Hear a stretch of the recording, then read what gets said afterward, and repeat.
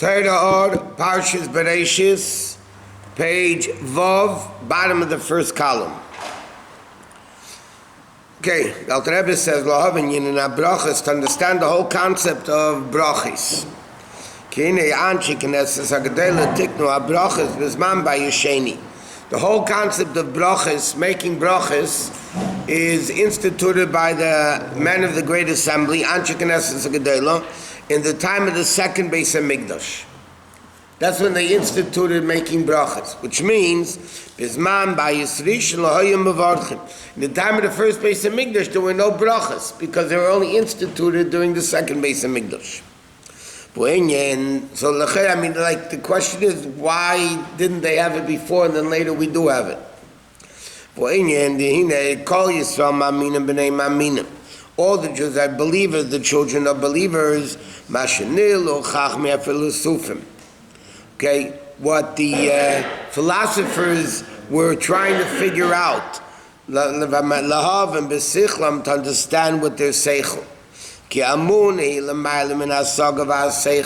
Because emunah, faith in belief, is higher than seichel. So there's no way you can figure out belief with intellect. So if a philosopher, by definition, is an intellectual, he's trying to figure out something that they can't, because belief is above intellect.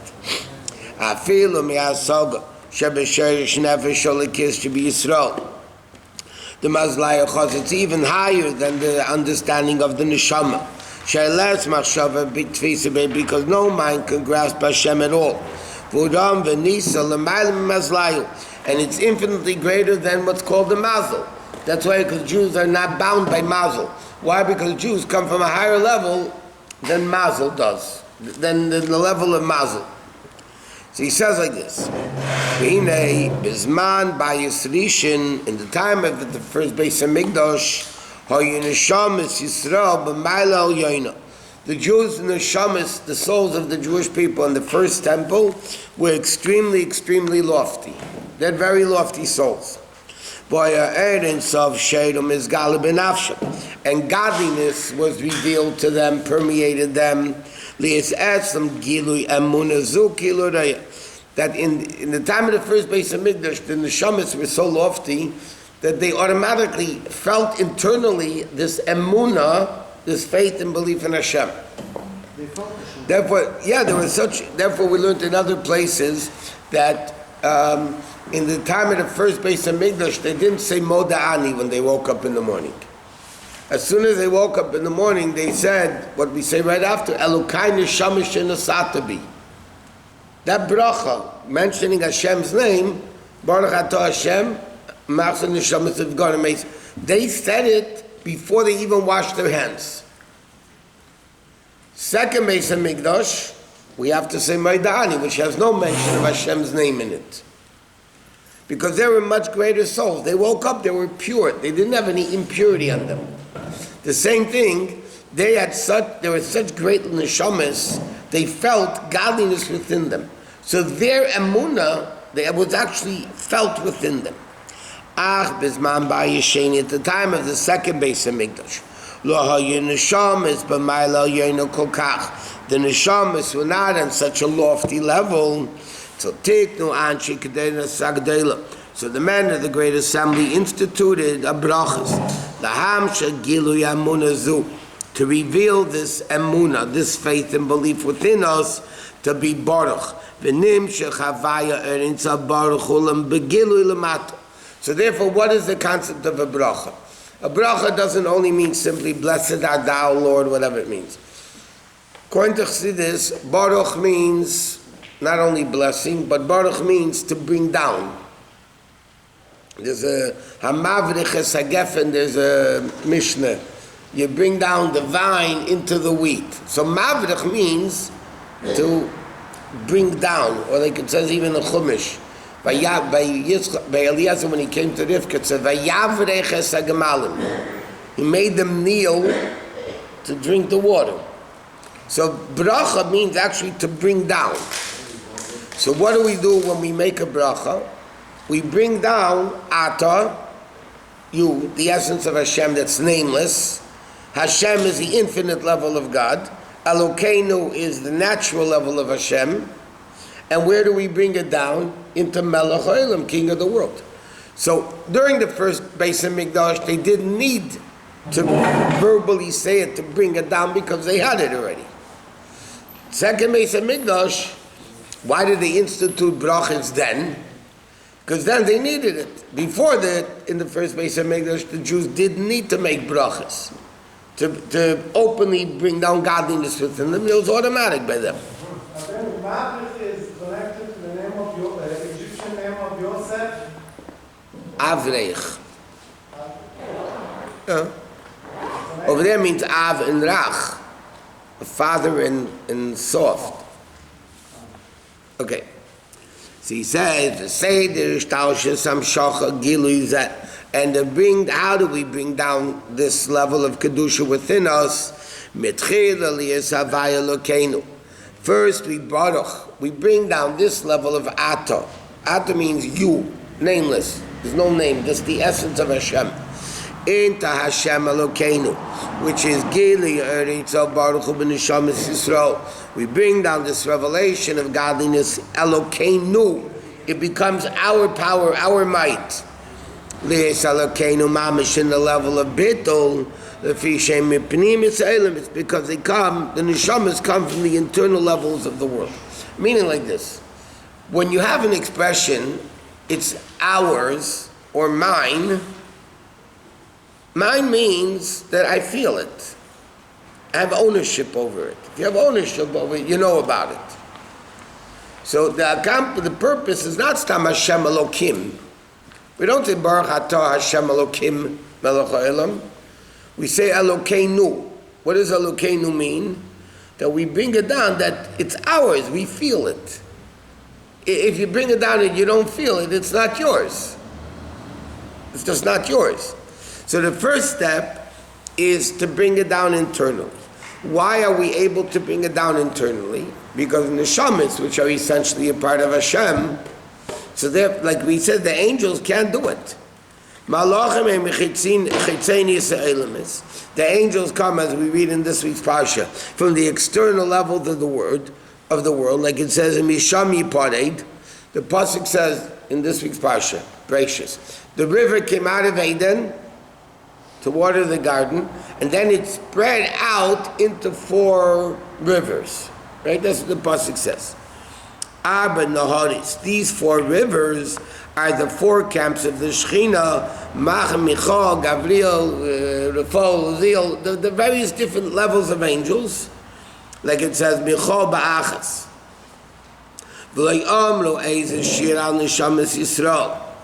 And it doesn't say any amount. In other words, it says like this. By the angels, he says, they say, Tisa Shemtasim Es'elam. It says about the angels in the Medrash, based on Psukim, that the angels fly from one end of the world to the next. Now, one end of the world to the next, as great as it is still limited. The world is still a limited amount of miles, whatever it is. Neshamas, you can't say that on, because neshamas, as far as neshamas is concerned, worlds don't exist. Only godliness exists. So you can't even limit. In other words, neshamas, souls, are unlimited versus the greatest of angels, which is still limited.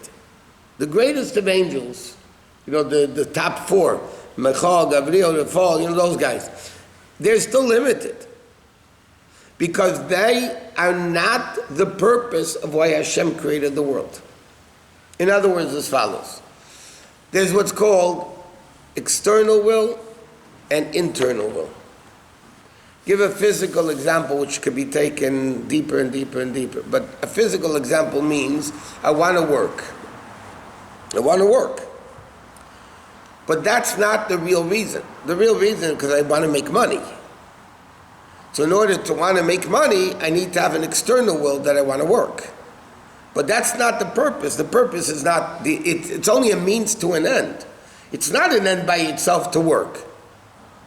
It's a means to be able to make money. So money is the end, officially. It's not really, because money is in order to buy things, whatever, you keep going. But let's just take it at that, face value. So there's an external will and there's an internal will. The internal will is the real purpose. The external will is only in order for the real will to happen, you must have the external will. Okay?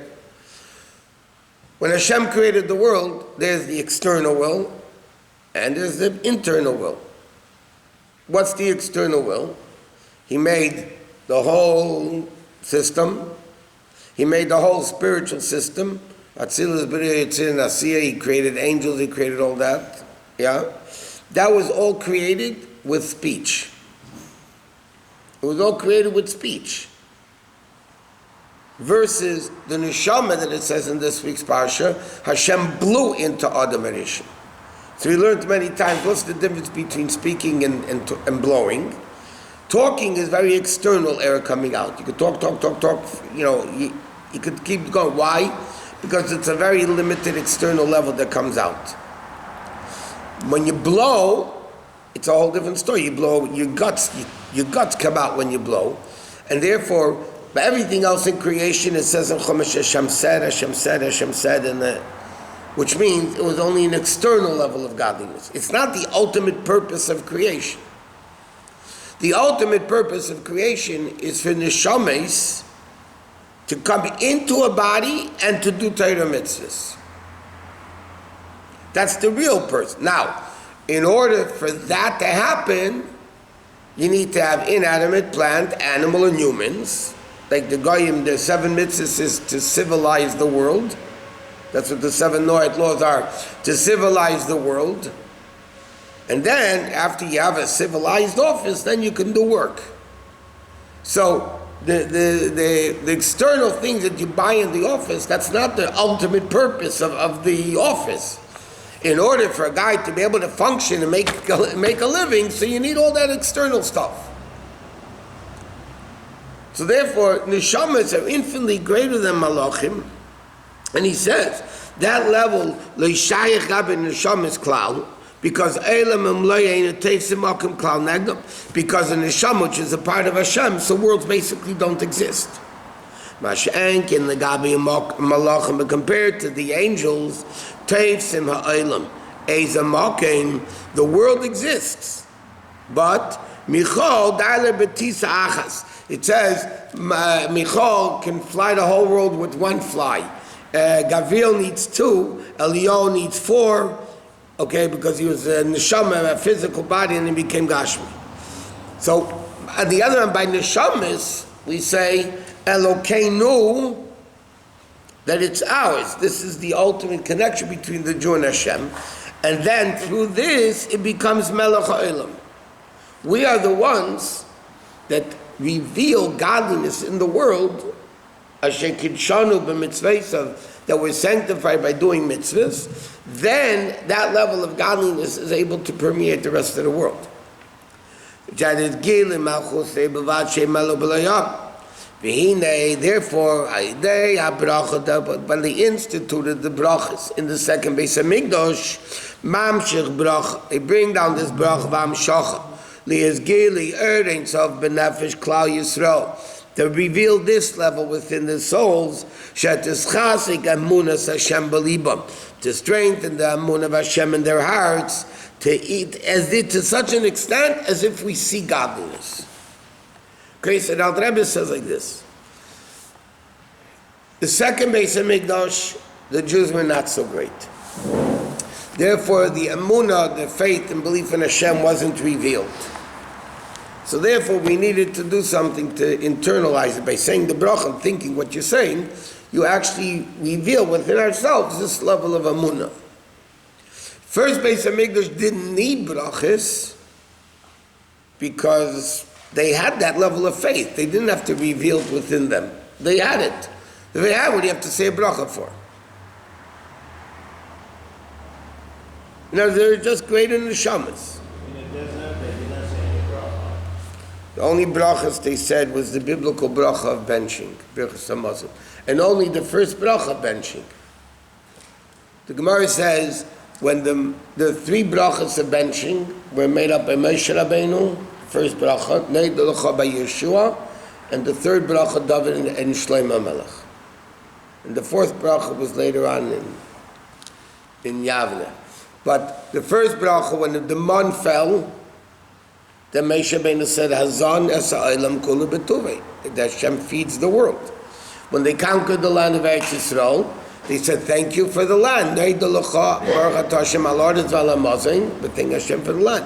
When David and Shlomo went to Beis HaMikdash to Yerushalayim, he said, V'nei Yerushalayim, Yer HaKodesh. So in the desert, they said the first bracha benching. Yeshua added the second. David and Melech and Shlomo added the third. Every time they had the man, they said the bracha? What? Every time that they had the man, they said the bracha? When they ate the man, they said it. But they didn't say Ameitzi Lachem in Haaretz, because the man didn't come from the earth. So it says in the Rishonim, they said the bracha Ameitzi Lachem in Hashemayim. So they elevated the word by saying only these two brachot? Yeah. If they eat an apple or something, they didn't need to elevate. In the first base of Mikdash, they didn't make brachas. Now, Avraham, Yitzchak, and Yaakov kept the whole Torah, even the rabbinic mitzvahs. Maybe they said brachas. What? What caused a difference in the levels of the souls from the first Beit HaMikdash to the second? Or was it just the Beit HaMikdash itself was caused? The Beit HaMikdash itself was a much greater building than the second. It was missing 5 basic things in the second Beit HaMikdash. So the first Beit HaMikdash, the souls were just greater souls. That's why many of the rabbinic decrees, like for instance, biblically, chicken and milk is allowed. Because it says you can't eat the calf in its mother's milk. So chicken doesn't have mother's milk, okay? So biblically they were allowed to, so until the second Beit HaMikdash, they were eating chicken and milk. Then it came rabbinically forbidden, so it became chicken and milk were forbidden. Now why? So according to Chassidus, because something you're able to elevate when you eat it, you can eat it. Something you're not able to elevate, you couldn't eat it. So the first Beit HaMikdash, the Jews were on a higher level, they were able to elevate meat, chicken and milk. It became lower, so to speak, in the second Beit HaMikdash, so we didn't have the ability to elevate chicken and milk. Because it was a harder elevation, so to speak. So therefore it became forbidden. So some people believe fish and milk. That's not, they don't because they don't want to elevate that, whatever. That's for health reasons. That's a kashrus. It's kashrus, okay, whatever. It's an argument in the poskim, if it's a mistake of print or not a mistake of print, whatever. Why did the Alter Rebbe interject the 4 malachim of the what's the connection to what we're talking about? He's saying by us, the neshamas, we make a brach. He's explaining what baruch they're bringing down, that level alokeinu, that we're able to internalize it. We should feel the emunah. By angels, there's no belief, there's no emunah. They have an understanding of godliness, because that's the way they were created. But they don't have the level of emunah and faith, internalizing. So neshama alokeinu, it's not the malachim's God that they possess it, they own it. Neshamas, it's Elokeinu, it's our God. Angels are like a machine. Angels are a robot, yes. They're created to do what they do, how they do. In fact, it's a very big question. It says in Zaya, whatever, there was an angel called Matat, and Matat once did something wrong, and Afkul and Matat, they took out Matat and they gave it lashes and all that. So there's a question, Chassidus says, Rabbi Marash asks the question, how are they able to give lashes to an angel? The angel can't do anything wrong. So it says it was one time a body and therefore, whatever, different answers to the question. But officially, angels cannot do anything wrong because they have no Yetzer Hara and they don't have free choice to do anything wrong. The way they're programmed, that's the way they go. We have free choice. So we're not programmed to do good or bad. We're programmed to do. Now we choose whether good or bad. Angels can only choose good. And therefore, by the way, because they're programmed and they can only do good, that good is really, I want to use the word worthless, but good can only be good if you have the choice to do bad. If you can only do good and you do good, what's the big deal? You didn't do anything. Good can only be good when you have a choice to do bad. That's why we learned. Hashem created evil in the world. Why did Hashem create evil in the world? Evil is not an end by itself. Evil is a means. In order for good to be good, you need the choice to be able to do evil. So therefore Hashem created evil in the world as a means to come to the end, which is doing good. So there's no purpose in evil. The purpose is in good. In order to be called good, you have to have the opportunity to do evil. If you don't have the opportunity, then you're like an angel, that you're roboted, whatever, to do a machine, to do good. That doesn't do anything.